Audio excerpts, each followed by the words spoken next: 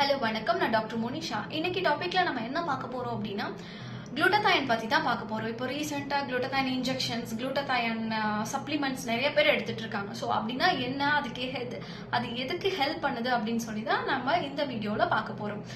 First குளுட்டதைன்னா என்னன்னு சொல்லி பார்க்கலாம். குளுட்டதைன்றது ஒரு ஆன்டி ஆக்சிடென்ட், அதாவது 3 அமினோ ஆசிட் சேர்ந்தது தான் குளுட்டதைன். என்னன்னா கிளைசின், குளுட்டாமிக் ஆசிட், சிஸ்டின், இது 3 அமினோ ஆசிட் சேர்ந்தது தான் குளுட்டதைன் சொல்லி சொல்லுவாங்க. இது நம்ம உடம்புல எங்கிருந்து ப்ரொடியூஸ் ஆகுதுன்னு பாத்தீங்க அப்படின்னா லிவர்ல இருந்து ப்ரொடியூஸ் ஆகுது. ஸோ இது மெயினா எதுக்கு ஹெல்ப் பண்ணுது அப்படின்னா ஸ்கின்னை நல்லா பிரைட்டனா வச்சுக்கிறதுக்கு, ஸ்கின் டேமேஜ், செல் டேமேஜை வந்துட்டு ரெடியூஸ் பண்றதுக்கு ஹெல்ப் பண்ணுது.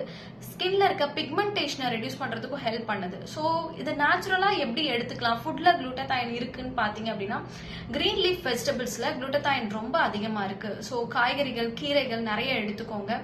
ஃப்ரூட்ஸ் பார்த்தீங்கன்னா especially vitamin C rich fruits, orange, நெல்லிக்காய், அது மட்டும் இல்லாமல் பெரிஸ், அவகேடோ, பப்பாயா, ஸோ இதிலெல்லாம் குளுட்டதைன் ஆசிட் ரொம்ப ஜாஸ்தி இருக்கு. ஸோ இதை நீங்கள் எடுத்துக்கலாம்.